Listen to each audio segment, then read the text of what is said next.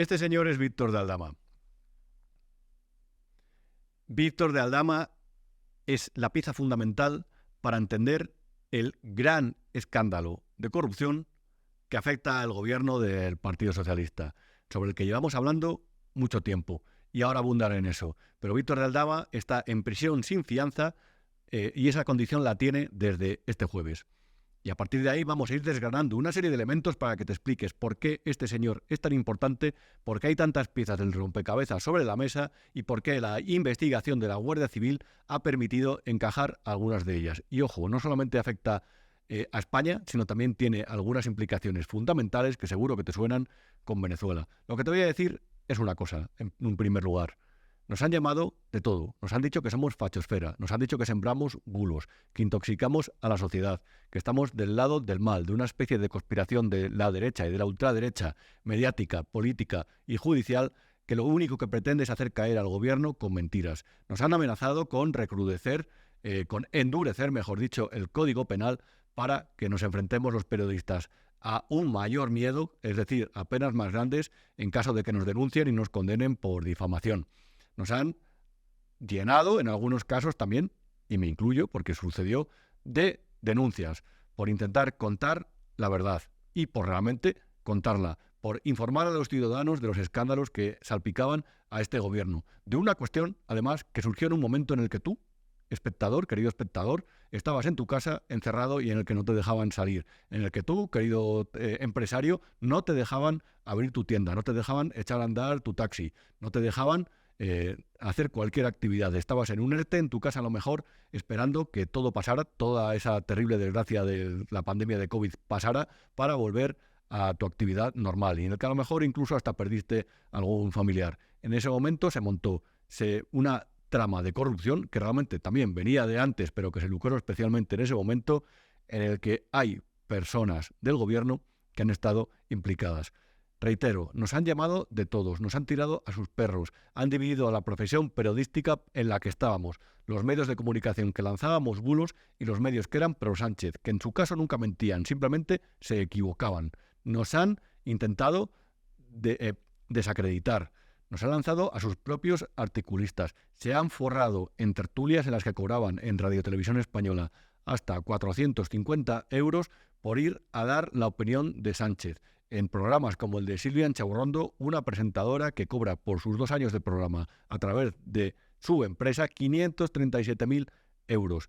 Eso realmente al final es dirigir a una periodista para que cuente siempre tu versión. Le han dado libertad editorial dentro de una empresa que tiene que ser neutral y desde mi punto de vista, en su caso, no lo está siendo.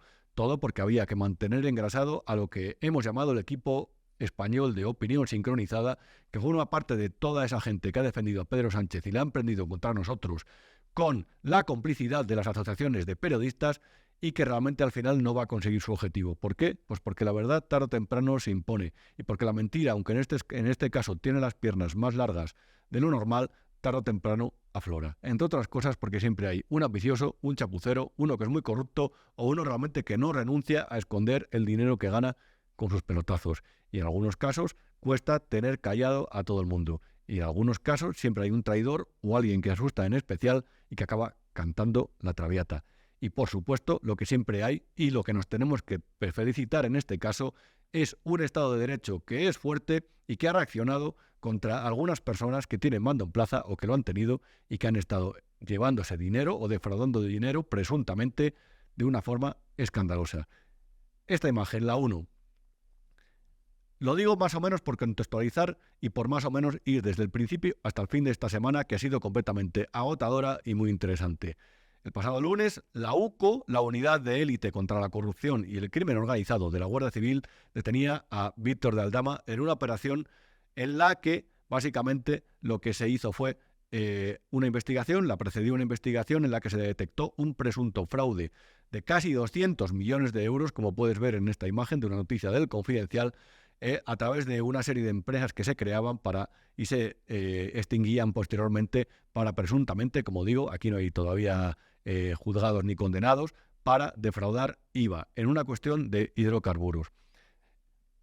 El detenido era Víctor de Aldama. Te hemos hablado en este programa de él, pero vamos otra vez realmente a recapitular y a contar nuevas cosas. En esta imagen puedes ver lo que le pasó el otro día, lo publicaba la periodista Teresa Gómez en The Objective, luego la tendremos por aquí, ya sabes, amiga del programa, la has visto por aquí, una de las grandes periodistas de este país. El coche de esta persona que veías en la imagen con la que empezamos el programa fue tiroteado, recibió 3 disparos en una cuestión que no está dilucidada, de la que posteriormente nos hablará, como te digo, Teresa Gómez y nos contará los últimos detalles que todavía seguramente no sepas, pero esto ha sucedido aquí, esto ha sucedido en España. Puedes ir por la calle un buen día y hasta gente que se trae sus historias y que sostiene sus estructuras y causas y sus miedos, temores, tiene sus amigos y sus enemigos y sus cómplices y sus compinches, le ha pasado esto, han tiroteado su coche. Esto es terrible, pero esto pasa. Y esta persona tuvo relación con altos cargos del gobierno y con la propia Begoña Gómez. Esto ha pasado. Y esto pasa aquí, en España. Víctor de Aldama no es cualquiera. Si de repente Víctor de Aldama desapareciera, reitero, en prisión sin fianza, pedida por el fiscal el jueves y concedida por el juez, si desapareciera, desde luego la investigación a lo mejor quedaría comprometida, porque presuntamente está en el epicentro de lo que el mayor caso de corrupción que ha afectado a este gobierno y seguramente uno de los mayores que han sucedido en la historia de la democracia española. Para que te hagas una idea, me ha pasado una fuente, un buen informante, esto que vas a ver en esta imagen. Esto es la estructura de todas las sociedades. Fíjate qué pequeñito se ven los nodos. Que tenía Aldama, que tiene o que tuvo, hay algunas que están inactivas, curiosamente muchas de ellas, pero que tuvo, y que Hacienda, entre otras cosas, un informe que aquí os enseñamos también, sospecha que servía para camuflarse en determinadas actividades en las que no quería aparecer. Aquí están Aldama y sus socios, entre otras cosas, los 4 mosqueteros, de los que posteriormente los ya se llamaban así. Es una cosa de verdad, o sea, parece mentira. Esta imagen siguiente se puede ver también un poco más, lo digo porque lo veas un poco más de cerca, porque cada punto pertenece a una empresa, a una persona. Los 4 mosqueteros nos hablarán Mercedes Serrayer posteriormente, en la que también abordaremos el tema del hermano de Pedro Sánchez. Víctor de Aldama no es un cualquiera. Víctor de Aldama conocía, entre otros, a Ábalos, tenía relación con él, a Begoña Gómez, a la mujer del presidente del gobierno, y entre otros, aquí como puedes ver en esta imagen, a otro de los cabecillas de la trama, Koldo García Izaguirre. Aquí están en el palco del Zamora Club de Fútbol, del cual Víctor de Aldama era también presidente, hasta que lo tuvo que dejar prácticamente impedido por todo lo que estaba sucediendo alrededor de él, que consideraba muy triste. Aquí también te enseñamos en otra edición del programa su famosa carta. Bien, en esta imagen, a continuación puedes ver una cosa que te va a llamar la atención. Koldo García reconoció que un comandante de la Guardia Civil, detenido también en la operación que se ha llamado Del Orme, le había dicho que el director de la Benemérita del Instituto Armado, Leonardo Marcos, nombrado durante el sanchismo también, le había informado de que estaban investigando a su trama. En un informe de la UCO, del que te vamos a hablar también, podemos apreciar la paranoia de esta gente al saber que le estaban pisando los talones. A Víctor de Aldama, al que le llamaban el Gominas, también la agencia tributaria, un inspector, estaba detrás de él. Pero en ese caso también estaba la UCO. En estos informes que han salido hoy, que me he leído con detenimiento, de hecho ya te digo que a estas horas tengo los ojos prácticamente que me sangran de haberlos leído, aparecen 6 referencias a el número 1. Y el número 1 es Pedro Sánchez. Y Pedro Sánchez tuvo relación con esta gente. Pedro Sánchez, por ejemplo, es que nos ha llamado locos, nos han dado miles de versiones diferentes. De hecho, en el caso del Delcy Gate, el aterrizaje de Delcy Rodríguez en el aeropuerto de Barajas, se ha demostrado que Pedro Sánchez, lo ha demostrado la Guardia Civil, la unidad de élite, que Pedro Sánchez estaba al corriente por una llamada de José Luis Ábalos, en la que le dijo: va a aterrizar Delcy Rodríguez para hablar en Barajas de una cuestión de empresarios españoles. En el parking de la T4 estaba ese día Víctor de Aldama. Bien, en ese informe también aparece una cuestión relacionada con el rescate de Globalia.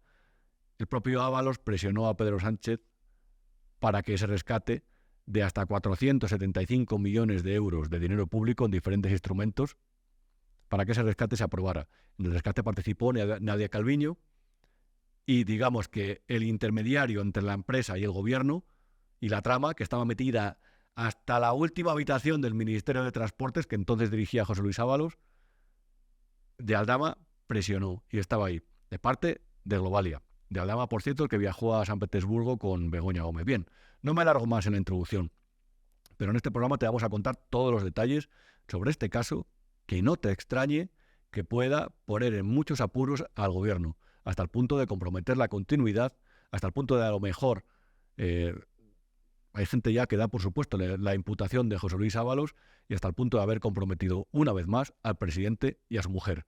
Aquí empieza una nueva edición, que es la número 19 de Lo que no te han contado, como siempre en Vivo a Media, en esta generosa casa, y como siempre te digo, cualquier detalle de estos programas muchas veces los puedes leer en El Independiente, que es el periódico digital en el que escribo cada día. Y yo, como siempre te digo, soy Rubén Arranz, y aquí te voy a explicar todo esto. Ya te digo, a lo mejor no te gusta, a lo mejor te pone de mal humor, pero desde luego, si quieres estar bien informado, quédate que te lo vamos a explicar al detalle. Por recapitular y por ir a lo importante, la Guardia Civil ha publicado 2 informes en las últimas horas, o mejor dicho, los medios de comunicación se han hecho con unos informes de la Guardia Civil, en el que se demuestra básicamente que había varias personas del gobierno presuntamente implicadas en un caso de corrupción que seguramente esté entre los mayores que se han detectado en la democracia española. De hecho, en estos informes se puede ver, por ejemplo, cómo se sospecha desde la investigación que Víctor de Aldama tiene hasta 70 millones de euros en cuentas fuera de España. Veremos a ver en qué queda todo esto, pero creo que merece la pena recapitular. Por ejemplo, leo un titular que dice que Aldama compró el chalet de Cádiz para Ábalos, el famoso chalet de Cádiz en el que vivió Ábalos durante un tiempo hasta que dejó el cargo y posteriormente dice que le desahuciaron. Y esto ha sido a través de unos mensajes que se ha intervenido a su secretaria, la Guardia Civil. Ábalos, pringado. A partir de ahí, también hay otra información que publica The Objective, que lo que dice es que el socio de Aldama, un socio de ellos, y el hermano de Koldo pagaban el alquiler de Jessica en Madrid. ¿Y quién es Jessica? Pues una gran pregunta. Aquí también nos lo explicamos sobre la vida, en otro programa sobre la vida alegre de José Luis Ábalos. Era esa especie de novia que tenía mientras estaba casado, a la que le hacía pagos recurrentes y que si no se los hacía o le bajaba la remuneración, el dinero del pago me refiero, la retribución o como lo quieras llamar, esta le llegó a enviar un correo electrónico diciendo que estaba hasta desencantada con eso, una chica rubia, joven, muy guapa, según cuentan quienes han visto en las fotografías, y a la cual contrataron en una empresa pública como Sineco con un puesto de auxiliar administrativo y con 40.000 euros anuales de sueldo. No está mal. Esto sucedió, esto se ha publicado y hay más todavía, porque esto va a dar para mucho. Reitero, siguiente punto importante, rescate de Europa. Otro titular que leo aquí, Ábalos negoció el rescate con Sánchez y Calviño a petición de Aldama, y Aldama era el intermediario con Air Europa. Los vuelos, vamos a ver qué se descubre también de esos vuelos de Air Europa, de esas rutas y de los posibles presuntos favores que pudieron realizar a esta trama, pero desde luego a estas alturas no se puede descartar absolutamente nada. Hay información también al respecto. Contexto. Pandemia. Primer estado de alarma.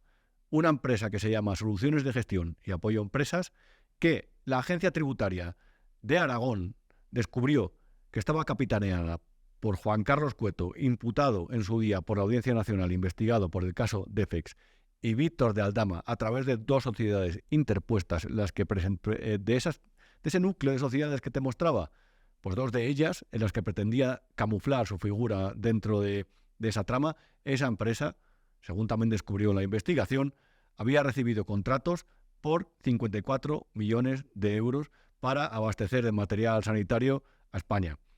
Evidentemente, en su día ya, le llamábamos, cuando investigamos este caso en el año 2021, el proveedor de confianza de José Luis Ábalos. De hecho, se lo recomendó al Ministerio del Interior, de Fernando Grandes Marlaska, a empresas como Puertos del Estado y a Adif. Cuidado ahí también.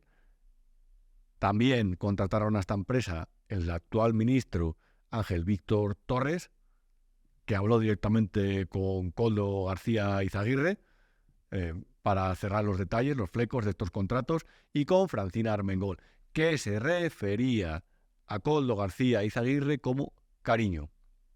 Este es otro frente. Y otro frente que es el fundamental, que es el venezolano. Porque desde el PSOE se han esmerado, han negado por activo o por pasiva cualquier relación con el chavismo durante los últimos años, más allá de la diplomática, la habitual entre dos estados soberanos, pero resulta que aquello por lo que nos llamábamos conspiranoicos, nos llamaban locos, nos llamaban fachas, pues resulta que es verdad. De hecho, en uno de los informes de la UCO, el último del que os estoy hablando de palabra, porque realmente no me dejan reproducirlo, pero hemos tenido acceso y lo he leído. Y ahí se recoge una carta que envió José Luis Ábalos, por cierto, con una falta de ortografía flagrante, confundiendo la palabra investido de investir con embestido de investir, vestir, otro verbo para... Bueno, nada. No quiero ganarme una querella. Otro verbo curioso en boca de José Luis Ábalos. En esa carta se decía: hemos llegado al gobierno, soy el secretario de organización del Partido Socialista, esperemos establecer unas buenas relaciones cordiales con su gobierno. Esta carta estaba destinada a Delcy Rodríguez, antes de su aterrizaje, por cierto, en Barajas. Y se decía también que podría incluso colaborar en posibles condiciones para levantar las sanciones que tiene impuestas Venezuela, el gobierno del sátrapa Nicolás Maduro, y en el que básicamente se decía que hay un nuevo partido en el gobierno de España y que el tono iba a cambiar. Un tiempo después aparece en Barajas Delcy Rodríguez, cosa que ya sabes.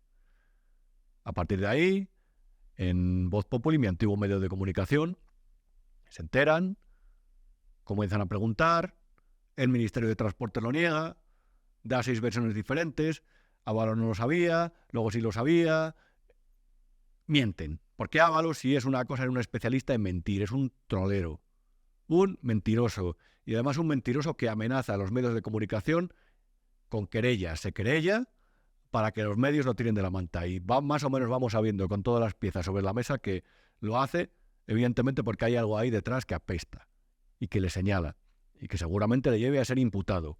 Y veremos a ver, José Luis, no tienen que ser unos buenos días para ti, pero has vivido días de vino y rosas. Y creo que te has reído la cara de los ciudadanos. Y por supuesto has amedrentado a periodistas con denuncias. Esto es lo que hay. Esto es lo que hay. Veremos a ver amigos tuyos como los Risto Mejide y otros cuantos cómo siguen siendo periodistas a partir de el día de ayer, por ejemplo. Porque también ellos tienen la cara muy dura. Pues bien, el del Seagate, en el que te recuerdo, estaba Víctor de Aldama en el parking de la T4 de Barajas, en el cual fue Koldo García a hablar con Delcy Rodríguez. En principio la versión que dijeron era para decirle que no podía pisar el suelo europeo, porque evidentemente ante las sanciones que tiene el régimen de Maduro, la dictadura de Nicolás Maduro, estaba prohibido su entrada, la tendrían que detener. Nos han intentado hacer creer que el presidente del gobierno no estaba al tanto. Pues bien, sí estaba al tanto. Te vas quedando más o menos con las piezas, con lo que se ha movido en las últimas horas con respecto al gobierno y a toda la gente que afecta, reitero, a Ángel Víctor Torres, Francina Armengol, José Luis Ábalos, Pedro Sánchez y una persona que no está en el gobierno, pero que parece que ha estado en los asuntos de Palacio de principio a fin, que es Begoña Gómez, la fundraiser, de la que os hablábamos el otro día, del software, que el otro día misteriosamente desapareció, pero que les pillamos con el carrito de los helados y a que os enseñamos lo que tenía por dentro y por fuera, la captadora de fondos, a la que le han retirado el máster en la Complutense y el otro día lloraba amargamente, porque consideraba que la decisión no estaba justificada. La que nos dijeron que se habían inventado una causa contra ella, una investigación prospectiva, pero que la Audiencia Provincial de Madrid el otro día avaló la investigación sobre el software, sobre el caso de Carlos Barrabés, su amigo, al que firmó las cartas de recomendación para acceder a licitaciones millonarias con tus impuestos. Y por supuesto han avalado también seguir investigando las diferentes líneas que afectan a esta señora. Entre otras cosas, la del presunto tráfico, la presunta comisión de tráfico de influencias. Nos intentaron decir desde el gobierno, Pilar Alegría mintió como una bellaca cuando dijo que la Audiencia Nacional había señalado que había una investigación prospectiva del juzgado de Juan Carlos Peinado. Era todo lo contrario, es falso. Se han visto indicios. Esto va para adelante. Veremos a ver. Bueno, Begoña Gómez participó en esas negociaciones en las que se decidió el rescate de una compañía que al parecer era crucial para ellos porque lo era para Víctor de Aldama. Seguirá sabiendo más cosas sobre esto. Las piedras están sobre la mesa. ¿Qué pasaba en República Dominicana? ¿Qué pasaba en Venezuela? ¿Qué pasaba con Globalia? ¿Qué hacía ahí Begoña Gómez y por qué revestía tanto interés eso? Que hasta el propio de Aldama llegó a presionar a Ábalos y esas presiones se le trasladaron al presidente del gobierno. ¿Qué hacían esas reuniones? La propia Nadia Calviño. Era todo normal. De Calviño no hay nada que lleve a sospechar, pero de los otros, desde luego, sí. A partir de aquí, explicado todo esto de este informe que, reitero, no podemos reproducir, hay muchas más cosas. El rescate de Duro Felguera, bueno, sería para hacer otro programa, pero vamos al asunto interesante, que es el que afecta a este pillo, este tipo que tenía tantas organizaciones, tantas empresas de tantos sectores, que es Víctor de Aldama. Un día antes, fue el miércoles, apareció un informe también de la UCO, un informe fantástico también, que también he leído sus 87 páginas de principio a fin, y he preparado unas capturas porque quiero que las veas, porque realmente son muy ilustrativas sobre la actividad de esta gente y sobre lo que ha estado haciendo.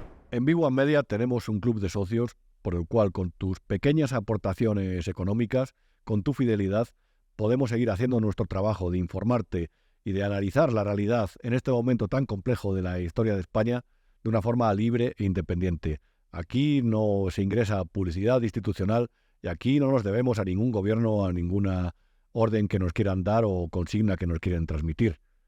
Pero a cambio de eso, muchas veces necesitamos del apoyo de los que nos veis cada día, de los que contactáis cada día con nuestros contenidos y consideráis que os informamos bien sobre lo que ocurre en España y que hacemos con todo esto un país mejor.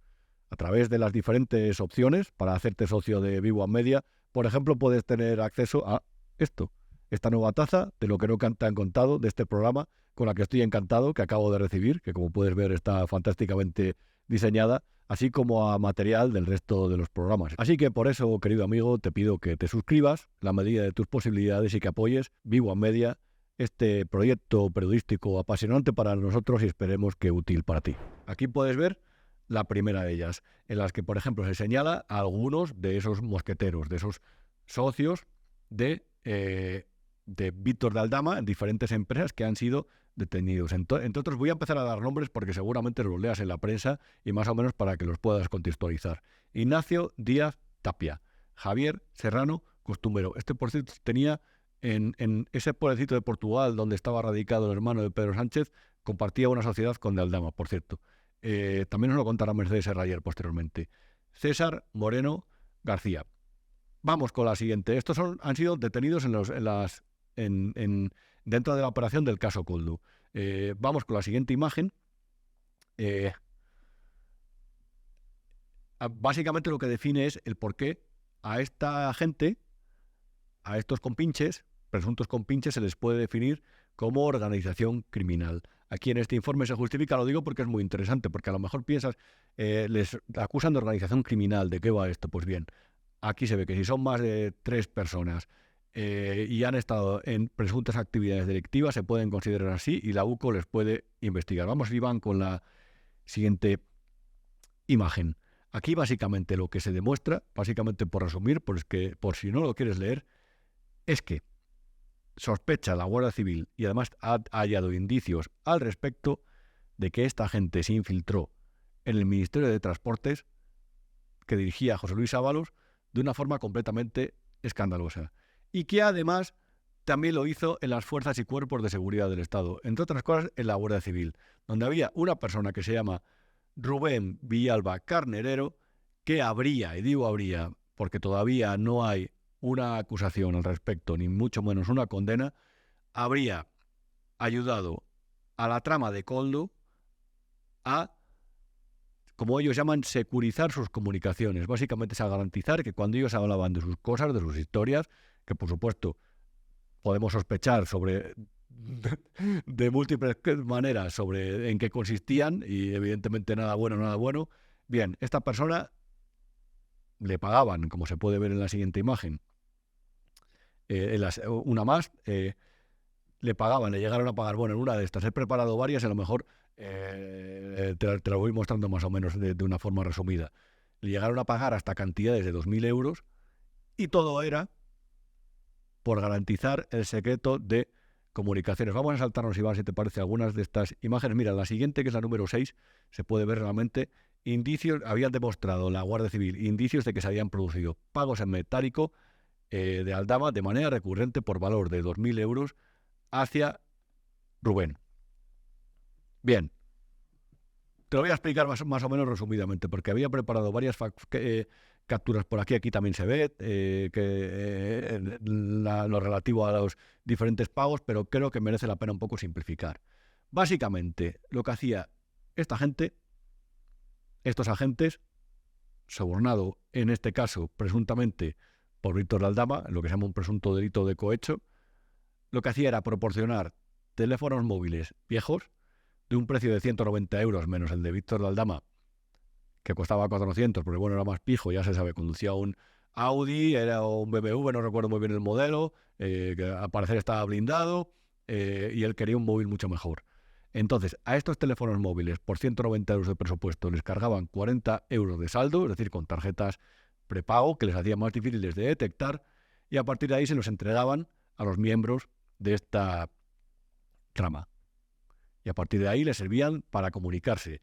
Afinaban tanto, es muy curioso esto, que hasta les instalaban WhatsApp a los teléfonos, pero no para mandarse mensajes exclusivamente, que también, sino para que llamaran por ahí, porque era más difícil que les pincharan, les intervinieran los teléfonos y por tanto el secreto de sus comunicaciones podía estar más garantizado.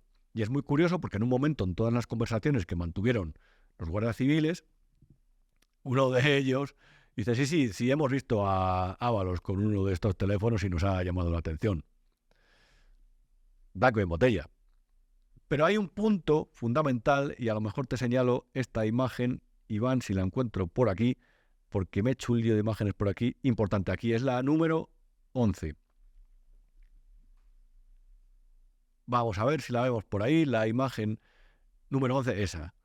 Te la voy a leer. Algunas de las solicitudes de Koldo revestían un carácter de alta sensibilidad. Esto lo dicen los investigadores de élite de la Guardia Civil.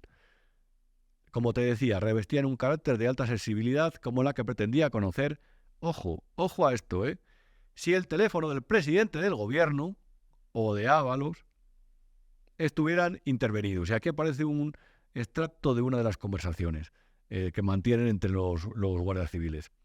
En una ocasión llegó a pedirme, Koldo, se supone, si el teléfono del presidente y del que fuera ministro de Fomento, José Luis Ábalos, estaban pinchados, a lo que se le dijo que no podíamos saber nada. Y claro, a partir de aquí nos podemos hacer una pregunta.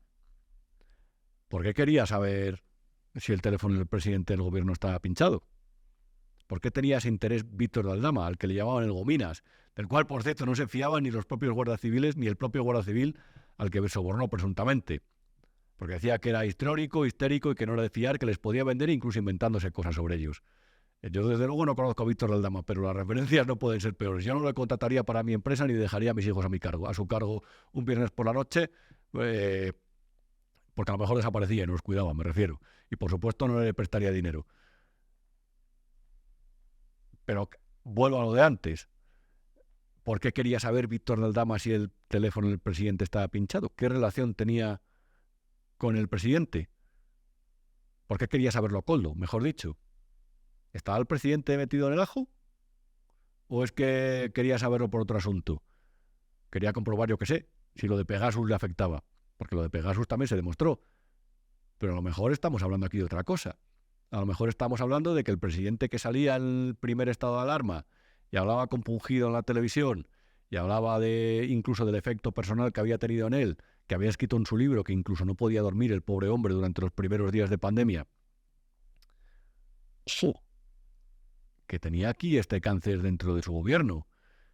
Pero que reitero, a lo mejor un juez le tiene que llegar a preguntar al presidente el por qué estaba esta gente preocupada por si tenía su teléfono intervenido, pinchado, por si la Guardia Civil estaba escuchando. De momento hay una parte de estas investigaciones de la Guardia Civil que esta gente, con toda su caradura, ha incluido dentro de la ley de secretos oficiales para que no trascienda. Y lo ha hecho, se supone, porque compromete la seguridad nacional. ¿Qué sabe la Guardia Civil del presidente del gobierno? ¿Qué es lo que no se ha revelado? ¿Hasta qué punto eso es grave? ¿Cómo puede afectar a la estabilidad de su gobierno, a la del país? ¿Y cómo han conseguido durante estos años que no trascienda? Desde luego no se puede afirmar nada, pero quien no se lo pregunte a lo mejor se está quedando corto y no está haciendo un buen ejercicio de periodismo. Tenemos muchos idafes, muchos memos sueltos por la corte que lo único que hacen es atacar a los que intentan meter el dedo en la llaga y se hacen estas preguntas. Pero creo que los verdaderos periodistas son los que realmente se las plantean. Y desde luego no deja de llamarme la atención que Víctor de Aldama y sobre todo Koldo en este caso se preguntaran si el teléfono del presidente del gobierno estaba pinchado. Creo que son días de una gran importancia. Creo que son momentos cruciales. A lo mejor es el momento de mayor debilidad para el gobierno.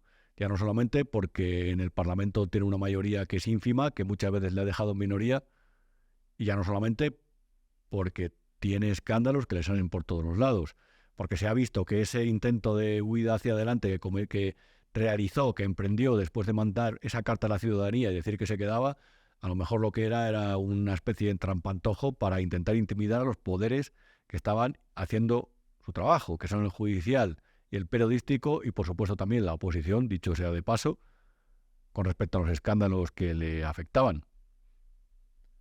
Porque claro, al final, tarde o temprano, si vas a ver que Víctor de Aldama era mucho más cercano y Víctor de Aldama estaba mucho más pringado de lo que parecía. He encontrado un vídeo por ahí, que es el corteo 8 Iván, que es la declaración de Víctor de Aldama en el Parlamento Balear al hilo del tema de las mascarillas. Fíjate qué ilustrativo. Buenos días, me voy a coger mi derecho de no declarar. Y ya está. Explicaciones en absoluto. Bueno, ya está. 4 segundos. Me voy a coger a mi derecho a no declarar. Señorías, levanten la sesión, váyanse a la cafetería del Congreso a comer con su familia o de viaje, como quieran, o de fin de semana o de vacaciones. Que yo no voy a declarar. No sea que si hable, la líe. Nos podía hablar de todas esas empresas, decenas y decenas de empresas, de esa tela de araña. Recuerda la imagen anterior. Víctor Aldama seguramente se encuentre de los mayores fenómenos de este país.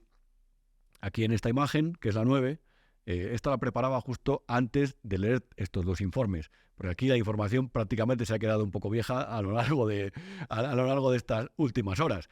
Pero esta imagen es muy ilustrativa sobre el perfil de Aldama y sobre todo sobre el cómo el Partido Popular de la Asamblea de Madrid, a través de unas informaciones que publicamos y que entre otros firmó servidor con grandes compañeros como Gonzalo Lalaluce, Antonio Rodríguez y mi gran amigo Alberto Sanz, en ese caso en Voz Populi, posteriormente continuamos en El Independiente. Ahí se dio la voz de alarma sobre lo que estaba pasando con el caso de la compra de las mascarillas. Y reitero, aquí puedes ver en esta imagen que ahí esa empresa que se llama Soluciones de Gestión y Apoyo a Empresas, sobre la que te he hablado antes, facturó ese año 53,13 millones de euros en contratos que los investigadores han cifrado en 54 millones de euros. Es muy curioso porque todo esto ya te lo he contado en anteriores programas, pero la auditoría que encargó Óscar Puente posteriormente, en la que básicamente se incriminaba a José Luis Ábalos sobre lo que sucedió esos días en el Ministerio, se hablaba de que esa adjudicación que fue a dedo y por el procedimiento de urgencia a esta empresa, lo que hizo básicamente fue expulsar a otros competidores del proceso. ¿Por qué? Porque la orden en el Boletín Oficial del Estado se publicó un día después de que esta empresa básicamente hubiera sido ya la gran galardonada y la gran adjudicataria de estos contratos. Fue todo tan chusco, tan chafardero y tan a lo Ábalos, a lo fenómeno, hacia el señor que inviste, no inviste, José Luis, ay madre, que volver a la educación secundaria, a la EGB. Esta empresa, como te decía, fue todo tan cutre que en un primer momento en el Ministerio de Ábalos le habían encargado 4 millones de mascarillas. Y en 38 minutos, reitero, ¿qué te da tiempo a ti a hacer en 38 minutos? Bajar al supermercado, subir y colocar la compra. Pues estos en 38 minutos pasaron de querer 4 millones de mascarillas a 8 millones de mascarillas. Así, porque sí, en un contrato que fue de varios millones de euros. Desde luego, aquí en Soluciones de Gestión y Apoyo a Empresas, de la que era uno de los grandes beneficiarios y socios Víctor de Aldama, debían estar dando saltos, se forraron, mientras tú, reitero, estabas en tu casa y es que ni siquiera tenías una mascarilla para ir al supermercado, es que ni siquiera podías abrir tu negocio, y es que ni siquiera sabías si ibas a conservar tu trabajo, y esta gente se estaba forrando, y estaban metidos hasta la última habitación del ministerio. Y como han pasado tantas cosas en las últimas horas y como llevo unos minutos hablándote, creo que es momento de hablar con una de las periodistas que realmente ha sido señalada como otros compañeros por su trabajo de investigación fantástico, porque iba contra el gobierno, o porque más que ir contra el gobierno, señalaba los escándalos del gobierno, pero que tiene un mérito extraordinario. Y es Teresa Gómez, vieja amiga del programa. Vamos con ella.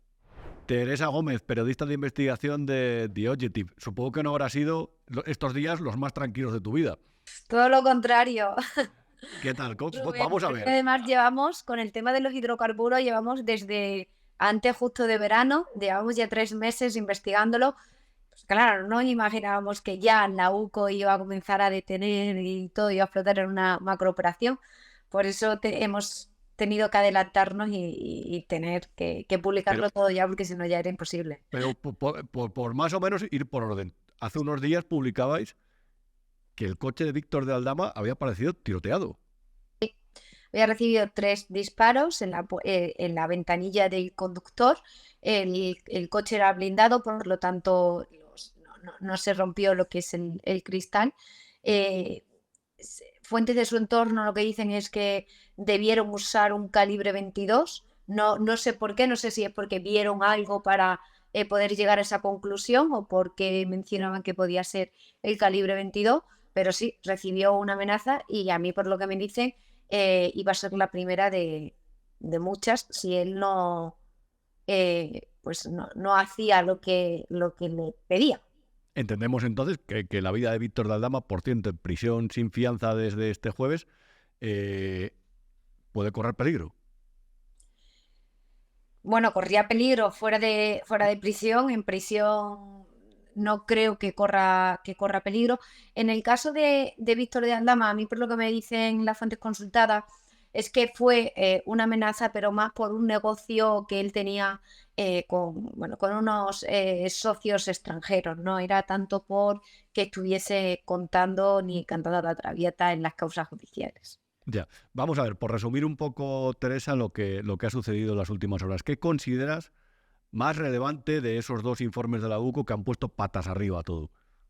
Pues mira, lo que considero más relevante es que ya sobre todo en el informe de hoy, considero relevante que obviamente se demuestra o hay indicios muy claros de que el exministro Ábalos cometió un delito de cohecho al recibir un regalo por ayudar presuntamente a unos empresarios, también Koldo García Izaguirre, donde recibían dineros de manera mensual. Y que efectivamente que había una trama totalmente montada en el Ministerio de Transporte, que tenemos que tener en cuenta que en aquel momento Ábalos era la mano derecha de Sánchez, y que se servían, debido a la posición que tenían dentro del gobierno, también contaron con ayuda de otros políticos. Es decir, por poner un ejemplo, la licencia de hidrocarburo, son 2 causas, está el caso Koldo y el caso de los hidrocarburos, que es la estafa de los 180 millones de euros en fraude de IVA, pero que en realidad es lo mismo, porque la empresa de los hidrocarburos se movía gracias a las concesiones que pudieron obtener gracias al gobierno de Sánchez, ¿no? En este caso a la ayuda de José Luis Ábalos. A José Luis Ábalos le llaman el jefe, el gran jefe, y era el que estaba a la cabeza de todo el operativo.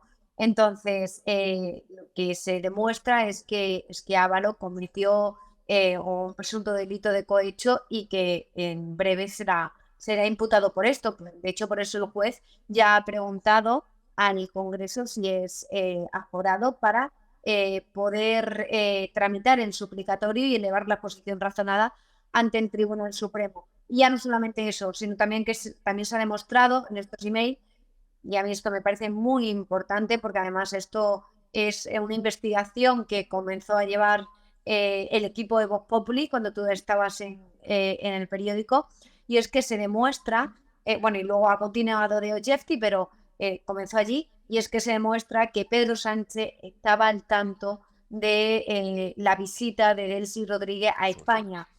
Y no solamente que estuviese al tanto, sino que nosotros ya publicamos en su día, en marzo, publicamos que existía una carta, y yo lo publiqué porque había visto esa carta, pero no la tenía, pero lo había visto, que existía una carta donde Ábalos invitaba a Delcy y la firmaba como secretario de la organización del Partido Socialista, y que había una invitación formal a Delcy Rodríguez. En este nuevo informe pues ya se incorpora esta carta, entonces estamos diciendo que es el Partido Socialista quien invita a Delcy.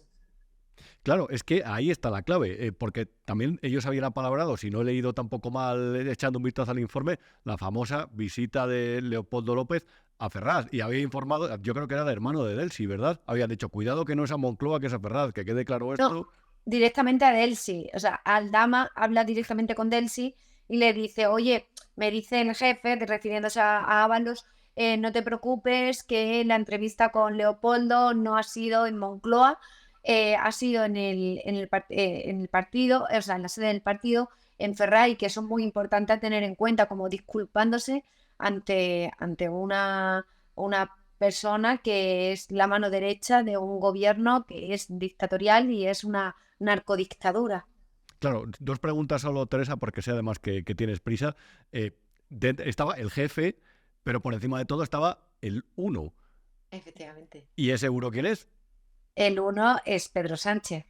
Claro, y el uno estaba al tanto de las negociaciones de rescate de Globalia, por ejemplo. Eso es, y hoy, por ejemplo, no es que no solamente estuviera al tanto, es que según demuestra la UCO, ese rescate se concedió gracias a esas negociaciones que hizo Víctor de Aldama y Ábalos para que finalmente se le concediera el rescate. ¿Y quién concede el rescate? El Consejo de Ministros. Y votó Sánchez, por supuesto que votó Sánchez. ¿Y qué función cumplía su mujer? Pues la de decirle a Sánchez, oye, hay que rescatar esta compañía que a mí me está financiando esta empresa Guacalúa que se dedica pues a hacer negocio con la mujer del presidente. Es muy importante porque yo creo que ahora se va a abrir una nueva vía de investigación. Tenemos que tener en cuenta que hace una semana la Audiencia Provincial acaba de decir que se acotaba un poco la investigación del caso Begoña y que no se investigaba a Novalia hasta que hubiese nuevos indicios. Bueno, pues ya hay nuevos indicios. Es que parece que está un poco, incluso hasta, no iba a decir coordinado, pero por lo menos es una casualidad muy llamativa, ¿no? Es decir, que Total. esto haya surgido después de que la Audiencia Provincial haya tomado esa decisión. Totalmente. Claro. Una última pregunta, Teresa. Nos han llamado de todo desde hace 2 o 3 años, o 4. Y ahora las piezas que estaban sobre la mesa se van uniendo. Hay alguno que se le tendría que caer la cara de vergüenza, quizás. Hay alguno que directamente debería dejar de ser periodista y no entiendo por qué estudió esta profesión que es tan bonita y que creo que sirve tanto como para...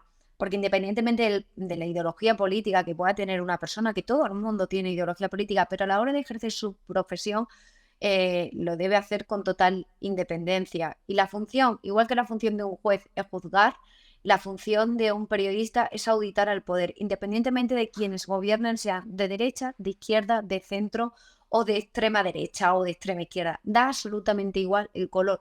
Nuestra función es auditar el poder, ver si el gobierno está empleando bien, de una manera correcta, el dinero de todos los españoles, porque es cierto que se están recaudando una cifra récord y en cambio, pagamos, los españoles pagamos como si fuésemos un país rico, pero recibimos los servicios de un país pobre. La sanidad está peor que nunca, la lista de espera de media es de 180 días. La educación igual.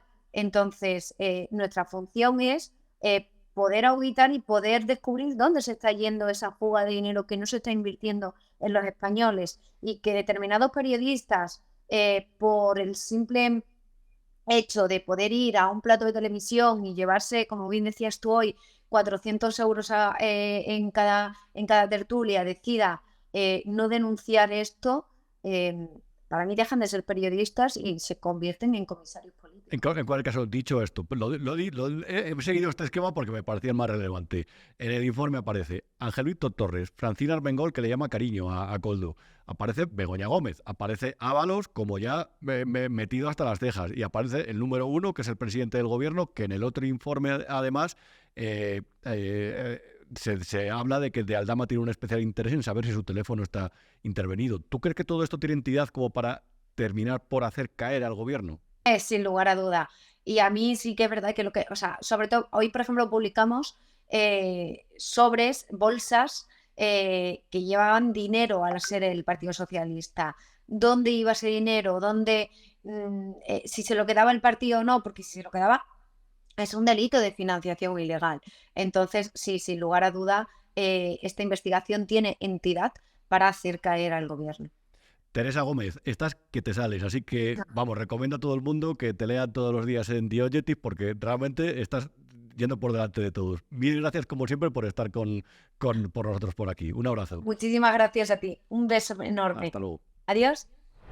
Creo que ha quedado bastante claro, ¿no?, con la entrevista a Teresa Gómez. En la primera parte de la intervención se refería a esto, que merece la pena incidir porque todo esto va en paralelo al caso de las mascarillas, aunque como decía Teresa, está relacionado. Aquí en esta imagen, que es la 13, lo vemos, lo volvemos a ver, mejor dicho. La UCO detiene a Aldama por una trama que defraudó 182 millones de euros de IVA de la gasolina en hidrocarburos.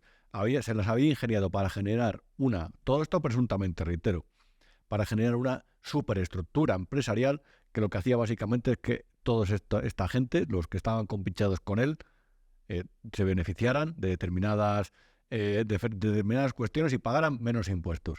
Y reitero, lo que tú no puedes hacer, lo que a ti te es prohibido, porque lógicamente tú tienes que cumplir la ley, esta gente que se acaban creyendo por encima del bien y del mal y que, por cierto, se vuelven paranoicos con el tiempo, es muy curioso. Es que todo esto sigue un poco el procedimiento de la película de Scarface, no sé si recuerdas, de Tony Montana. El típico tipo cubano que llega a Miami y de repente él está en un negocio que es ilegal, evidentemente, que es el de los narcóticos, el del tráfico de cocaína en su momento, en el momento en el que Miami está en su esplendor y la gente se ha vuelto una buena parte adicta a esa sustancia. Y llega Tony Montana, un pobre hombre, de repente, perseguido, cubano, que estaba ahí en uno de los centros de internamiento, que tuvo que ir de Cuba, además, y empieza a hacer fortuna, empieza a ganar dinero, empieza a perseguir a Hacienda y mientras tanto se empieza a volver paranoico porque considera que sus enemigos le están persiguiendo. Y empieza a generar una estructura para que su gran mansión esté protegida y se vuelve cada vez más paranoico y empieza a sospechar de todo su entorno. Y es muy curioso, salvando las distancias. Yo no quiero comparar a nadie con nadie, evidentemente son negocios completamente distintos, aunque son ilegales. Pero cuando observas el informe de la UCO sobre cómo tenía Víctor Aldama y Koldo García una obsesión porque sus comunicaciones, las comunicaciones con sus cómplices en la trama, estuvieran seguras, empiezas a ver determinados paralelismos. Y cuando empiezas a ver las estructuras que estos utilizan, porque el otro montaba peluquerías, pero este montaba empresas para pagar menos impuestos. Y es muy curioso porque las comunicaciones intervenidas, lo que se habla es que de Aldama estaba harto de un inspector de Hacienda que le pisaba los talones y que le estaba haciendo prácticamente la vida imposible. Pobre hombre. Bueno, prisión sin fianza para Víctor Aldama, por cierto. Hoy duerme entre rejas. Y veremos a ver, cuando sale, y veremos a ver de lo que le acusan finalmente. Víctor Aldama, como te decía, aquí en esta imagen, que es la 14, lo digo un poco por hacer una idea de lo que es el personaje, aunque sea formalmente. Abogado de profesión, es madrileño y se dedicaba al sector inmobiliario, aunque ha tocado varios palos. El automovilístico, el deportivo, el de la restauración o el sanitario. Tiene alto poder adquisitivo, le encanta el esquí, vive en un casoplón apartado de todo y está casado con una empresaria que se llama Patricia Ramos y tiene una hija. Este es el perfil de este señor. Y aquí en esta imagen te puedo mostrar otro de sus negocios, porque es que te suena hasta chiste. Telefarmacia era uno de los negocios en el que además el Ministerio de Sanidad le echó el alto porque tenía determinadas irregularidades en la venta de medicamentos. Desde luego es que no hacen nada que sea completamente limpio. Veremos a ver en lo que acaba, pero que reitero que Begoña Gómez, entre otras cosas, viajó a San Petersburgo con que Globalia le contrató de asesor, que también era asesor por una millonada, además, de esa empresa que estaba relacionada con el famoso chalet de Ábalos y que es una de las grandes morosas de Hacienda, según la última lista del ministerio que ha desvelado María Jesús Montero. Aquí en esta imagen, que es la que nos ha puesto Héctor, se puede ver que Globalia realizó un pago a Víctor de Aldama 3 días después del rescate. Globalia, la matriz de Europa, por cierto, lo digo por encuadrar lo que es cada cosa, pagó 36.300 euros a este empresario y comisionista de la trama Coldo 3 días después de que el Consejo de Ministros diese luz verde a su rescate por, reitero, es que es escandaloso, 475 millones de euros. Según un informe de la UCO, continúa esta noticia, al que ha tenido acceso El Confidencial, en este caso, el grupo propiedad de la familia Hidalgo efectuó esa transferencia de 36.000 euros el 6 de noviembre de 2020, mientras que la concesión de la ayuda pública se anunció el 3 de noviembre de ese mismo año. Reitero, Víctor de Aldama había tejido una red gigantesca de empresas, entre otras cosas, como sospecha Hacienda y como lo demuestra en otro informe muy interesante que aquí os hemos enseñado, para situar socios interpuestos, sociedades interpuestas en determinados negocios para hacer básicamente que fuera más difícil localizarles. Es decir, son las famosas sociedades pantalla. Y reitero, Víctor de Aldama tenía una relación directa con Moncloa, porque en Moncloa, que yo sepa, vive Begoña Gómez. Y Begoña Gómez, como podemos ver en esta imagen, en este caso del medio Voz Populi, participó en varias reuniones del rescate de Globalia, que fue el mayor hecho con fondos públicos en la pandemia. Es que Begoña está asaltada por diferentes frentes, está amenazada, mejor dicho, y uno de ellos es el de su relación con Javier Hidalgo Jr., aquí le tenemos. Otra es por sus reuniones en las que participó con Víctor de Aldama. Otra es por el asunto de su máster, de ese software que desarrollaron, ese programa informático que desarrollaron Telefónica, Indra y Google de forma altruista, valorado en más de 100.000 euros para su máster de la Universidad Complutense, y que posteriormente ella registró a su nombre, como se puede ver en la Oficina de Patentes y Marcas. Begoña Gómez también está cuestionada e investigada por la firma de cartas de recomendación a su amigo Carlos Barrabés. Y estos todavía nos intentan demostrar que no hay nada, que todo esto es humo, que es fango. Es que el presidente se ha hecho la víctima en varias entrevistas, con Ángeles Barceló, en Radio Televisión Española, en el Parlamento, por supuesto, también ha culpado además a la oposición de estos casos, de darnos una importancia que no tenían, de fabricar casos y escándalos contra ellos, copiando el discurso que tenía Pablo Iglesias, por cierto, en su día.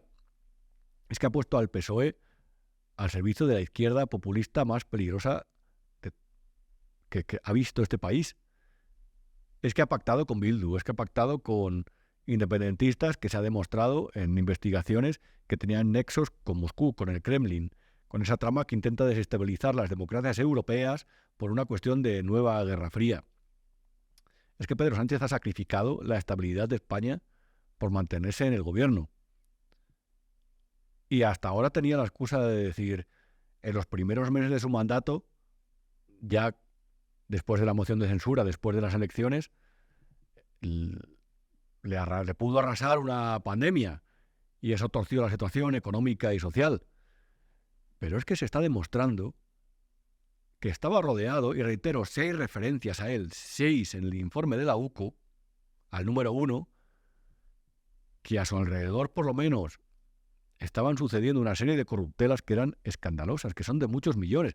Es que en el otro informe de la UCO, una cosa que no te había comentado, se habla de que de Aldama habría intermediado entre Moscú y Caracas para el traslado de oro valorado en 68 millones de dólares.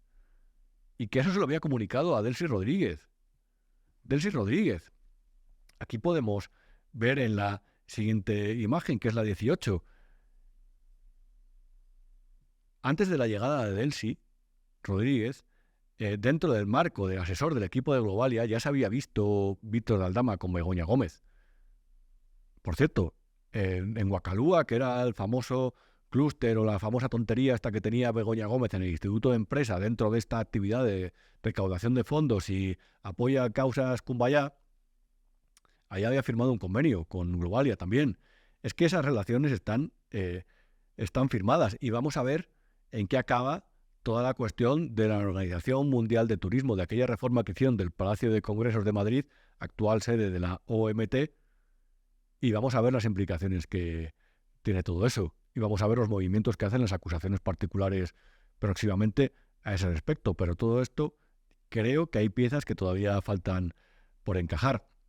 Reitero, ¿qué hacía Víctor de Aldama asesorando, según este informe de la Guardia Civil, al gobierno de Venezuela a la hora de trasladar oro desde Caracas hasta Moscú, pasando por Zambia? Aquí, el propio José Luis Ábalos, aquí podemos verlo en esta imagen, siempre estás aquí, Iván, qué grande. Se habla de la conexión de Víctor de Aldama en el aeropuerto de Barajas aquel día, el día del Delcy Gate, el día que aterrizó el Delcy Rodríguez en Madrid, de José Luis Ábalos y de Venezuela. Por cierto, el guardia civil al que presuntamente sobornó de Aldama para que les asegurara los teléfonos fue destinado posteriormente a la Embajada de España en Venezuela, recibió ese destino. ¿Por qué a Venezuela? Reitero, hay muchas piezas sobre la mesa. Hay muchas piezas sobre la mesa. Y si sigues la línea de puntos, más o menos a lo mejor ya las estás pudiendo encajar.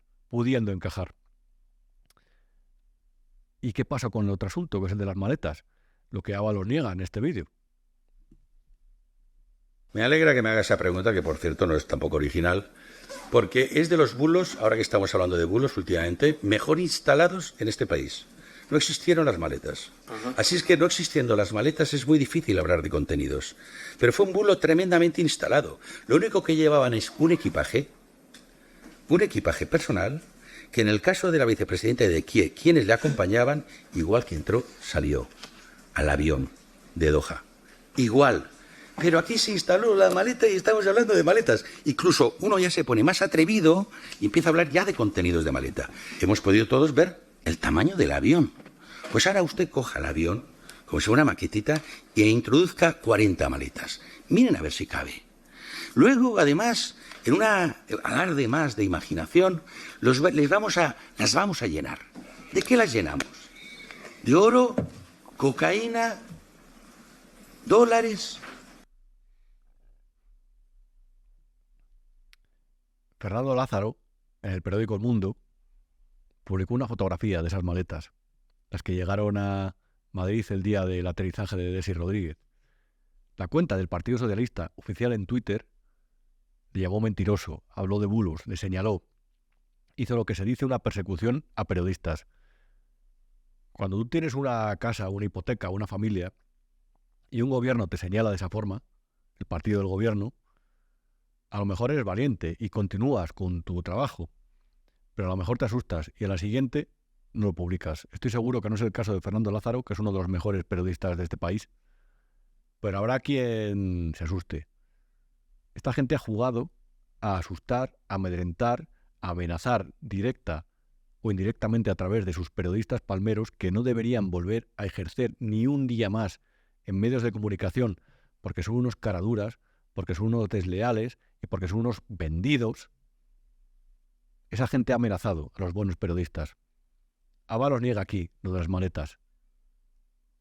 Veremos a ver en qué termina todo esto.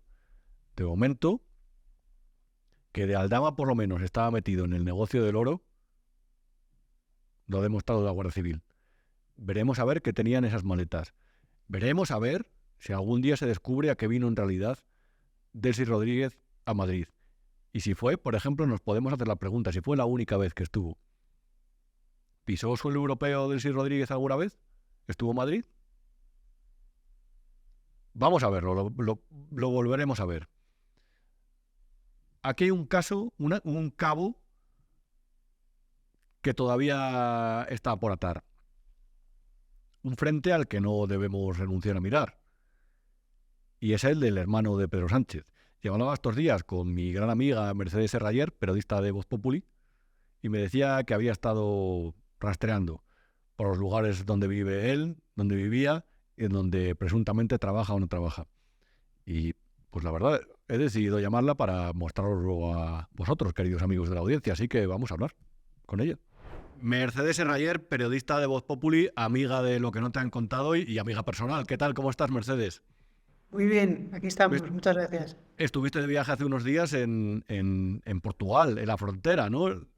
Sí, así es, estuve en Badajoz y bueno, pues a 10 kilómetros, sin que se aprecie realmente que está uno pasando en ninguna frontera, casi se llega a Elvas y sí, es la residencia fiscal de David Sánchez Pérez Castejón. Así que David ahí, Azagra, el hermano de eso es, el número uno. eso es. Y tiene ahí su residencia fiscal y bueno, pues he seguido muy de cerca sus movimientos por allí y por eso estuve allí. Y bueno, ahora cuando hablas con fiscalistas, Hervás es también muy conocido, es una localidad de toda la vida fronteriza que tiene esa- todas esas características peculiares, ¿no?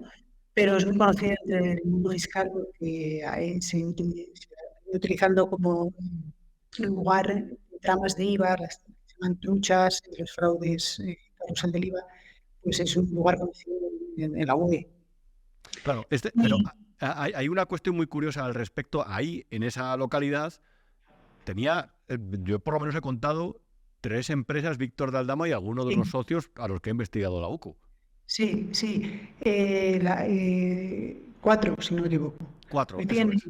tienen luego, creo que otras 2 en Lisboa, pero en Elvas, se llama un parque empresarial que se llama Acueducto, y tiene su residencia 4 sociedades que están vinculadas a Aldama y algunos de sus socios, bueno, este grupo que se llama Los Cuatro Mosqueteros, ¿no? Que tenían WhatsApp y que tenían una serie de estructuras bueno, pues para blanquear y de otro tipo de operativas, pues tienen ahí su residencia estas empresas, ¿no? Y entonces esto llevó a que en la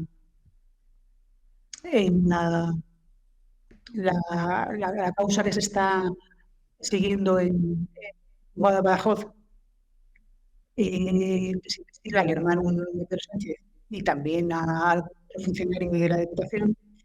Uno de los puntos que ha planteado la Manos Limpias es que se analice este vínculo y, de hecho, en uno de los recursos del hermano Sánchez, de su abogado, para intentar archivar la causa, se alude a esto. Bueno, la jueza se acaba de reafirmar hace poco y dice que le parece muy relevante estudiar este vínculo, ¿no? Y que ha puesto también a la UCO a ello, ¿no? Claro, es decir, lo que se ha pedido es averiguar si existe una relación Eso es. entre estas sociedades vinculadas a esos 4 mosqueteros y la actividad allí del hermano de Pedro Sánchez. Sí, eso es. Bueno, a ver, es un caso, es una coincidencia, pero claro, las coincidencias hay que analizarlas muy de cerca, ¿no? Y no sé cuántos municipios hay en Portugal, pero creo que superan claramente los 3.000 por ahí. Y es muy casual que este municipio tan pequeño sea justo el elegido, ¿no? Además es que también coinciden las fechas. El hermano de Pedro Sánchez pretende ser residente fiscal en Portugal desde enero del 22 y estas sociedades se crean ese año también, ¿no? O sea que también, si vas siguiendo las fechas próximas también. Y bueno, pues ya te digo que la jueza se acaba de reafirmar que considera que este es un asunto relevante que la UCO lo está analizando. Y bueno, tenemos también esta semana, que está siendo de gran intensidad, pero que empezó con estas detenciones en el marco de esta operación por una trama de hidrocarburos. Y lo comentábamos que precisamente Elvas es muy conocido por su lugar de confluencia y afluencia de este tipo de tramas. La causa de la trama de hidrocarburos está secreta y de momento se ha informado de que ha habido algunos registros eran las provincias de Salamanca, si no me equivoco, Madrid y Cáceres, pero había más. Y iremos viendo. Claro, simplemente por no alargarnos mucho, Mercedes, hablábamos aquí, y además hablábamos contigo y nos lo explicabas muy bien, de lo extraño que parecía el incremento patrimonial o el nivel de vida del hermano de Pedro Sánchez a tenor de su actividad económica conocida. Sí. Yo lo digo porque hay muchas cosas que quedan en antiguos programas y no todo el mundo tiene por qué haberlos escuchado. ¿Cómo podemos resumir el por qué esto a lo mejor puede resultar sospechoso o por qué hay una investigación que por lo menos a las acusaciones particulares les ha llamado la atención y que la jueza evidentemente no ha torpedeado, todo lo contrario? ¿Qué es extraño aquí? Bueno, yo te diría que extraño es todo. No es exageración. Es todo que lo empiezas a analizar y no sale uno de su asombro. Bueno, primero sí que es verdad que el origen es llamativo, pero no es extraño. O sea, desgraciadamente en este país el que se coloque a alguien por ser familiar de un político, no, eso ya no nos extraña nada, ¿no? Todo empieza ahí, pero a partir de ahí, bueno, pues esta persona llega a su puesto en junio de 2017. Y al principio, bueno, pues al principio tuvo un perfil más bajo, digamos, ¿no? Dentro de que había llegado allí con un puesto que eso está investigando la jueza, que se le crea medida todo ello. La cuestión es que a partir de la pandemia se está un año de excedencia y cuando vuelve ha tenido un incremento patrimonial pues de 1,5 millones de euros. Según los cálculos que hemos hecho, con ayudados fiscalistas y expertos en mercado de capitales, y además a partir de las propias declaraciones que hace él mismo a la Diputación de Badajoz. O sea, nosotros empezamos a sacar todo esto con sus declaraciones a la Diputación de Badajoz. Porque cambia sustancialmente, tiene una serie de incrementos, porque tiene bastantes, opera mucho con fondos, acciones, también tiene mucha presencia en criptomonedas. Sabéis que es una persona que también tiene formación económica y financiera porque estudió Italia, ¿no? Pero bueno, el caso, que lo que llama la atención sobre todo son las acciones, que ahí es donde se produce el incremento más potente. Y bueno, tiene una serie también le promociona un poquito la Diputación, pero nada, lo que él gana en la Diputación no da ni por asomo para nada parecido. De hecho, se puede, el cálculo más o menos es que él ha recibido de la Diputación hasta el momento unos 200 y pico mil euros de todo lo que ha ido de sus retribuciones, es un asalariado, por ejemplo, lo tiene más, ¿no? Y bueno, ha pasado de tener, cuando entra a la Diputación le declaraba 270.000 euros de patrimonio y ahora supera con crece los 2 millones, para que te hagas una idea, ¿no? Con creces, nos estamos quedando cortos de lo que sí que podemos acreditar de que la ha declarado y tal, pero hay bastante más, ¿no? Entonces, este año de excedencia, la pandemia está en Tailandia, porque también ha sido presidente fiscal en Tailandia, no se sabe muy bien qué hace allí, y bueno, pues nos encontramos con este incremento. Y luego también hay otra serie de operativas curiosas que vienen en el famoso y polémico informe de la agencia tributaria que intenta salvar su situación, pero no puede evitar contar que debió tener unas donaciones muy extrañas de su padre. Es Pedro Sánchez Fernández. El padre le tenía, se dejaba su discusión en una tarjeta de crédito, hubo retiradas muy potentes, bueno, de casi 70.000 euros, ¿no? Y una serie de operativas curiosas con una tarjeta en la que él estaba autorizado a operar. Pues Mercedes Serrayer, muchas gracias como siempre, muy ilustrativa, muy amable, muy generosa y de verdad, encantados como siempre de tenerte por aquí en lo que no te han contado. Seguramente que nuevamente muy pronto te volveremos a molestar para que nos cuentes las novedades de este caso. Muy bien, a vosotros. Gracias. Gracias, Mercedes Serrayer. Y lo habéis podido ver también. El otro frente es el del hermano, el de su incremento de patrimonio, el de los asuntos que son inexplicables, y el de o por lo menos de momento inexplicables, y en el de las casualidades que hay de que básicamente entre los cabecillas de esta trama y este señor han pisado los mismos lugares, se les han ocurrido los mismos lugares para sus actividades. Reitero, como resumen, porque creo que hemos tratado varios temas y son tan importantes y tan relevantes y realmente dejan un panorama tan indeterminado, pero a la vez cada vez más seguro sobre lo que está ante nuestros ojos, que creo que en cualquier caso que merece la pena resumir. El 1, al que citan como el 1 en la Guardia Civil, es Pedro Sánchez, y estaba al tanto de cosas que nos han negado durante este tiempo, entre otras cosas, de que Delcy Rodríguez iba a llegar al aeropuerto de Barajas. El jefe era José Luis Ábalos, que era la persona de referencia en el Ministerio de Transporte de la trama en la que estaban Koldo García y en la que estaban Víctor Aldama y sus socios. Personas salpicadas, personas que contrataron con la famosa empresa de los 54 millones de euros de las mascarillas. Ahí estaba el ministerio de Fernando Grande Marlaska, ahí está, por cierto, el jefe de la policía, ahí estaba Francina Armengol, la que llamó cariño a Koldo. Ahí está indirectamente una cosa que el presidente de la Generalidad, Salvador Illa, reconoció en el Congreso, aunque con la boca pequeña, y es que Koldo García le había visitado en su despacho en el Ministerio de Sanidad y que básicamente le había dicho: habla con los técnicos que yo no sé quién eres y no tengo nada que ver. Esto lo dijo él, ¿eh? Y ahí estaba también Ángel Víctor Torres, que también negoció directamente, habló con Koldo García. Y luego está al frente de Globalia, que vamos a ver en qué queda. Y ahí Víctor Aldama también estuvo metido. Y ahí presionó a Ábalos para que a su vez presionara al presidente del gobierno para que esa negociación en la que participó Nadia Calviño llegara a buen puerto. ¿Y quién participó también en esa negociación? Doña Begoña Gómez, que no ostenta ningún cargo institucional, que debería ser básicamente la mujer del presidente, pero porque no tiene ninguna atribución, pero que desde luego desde el año 2018-2019, que sepamos, ha desarrollado una serie de actividades que están bajo sospecha. Nos han llamado locos, nos han llamado fachas, nos han llamado ultras, nos han dicho que mentimos, que incendiamos la Casa de la Democracia, que hemos generado un ambiente de fango y de toxicidad que lo que ha hecho es llevar a la opinión pública hacia el terreno de la mentira. Han creado observatorios contra nosotros, nos han lanzado a sus perros para intentar amedrentarnos, nos han amenazado con endurecer las leyes para que no hiciéramos periodismo. ¿Y sabéis qué, queridos amigos? Que tarde o temprano el tiempo nos dará la razón, y cada día que pasa sabemos que la tenemos más. ¿Por qué? Porque hemos informado con rigor y con solidez.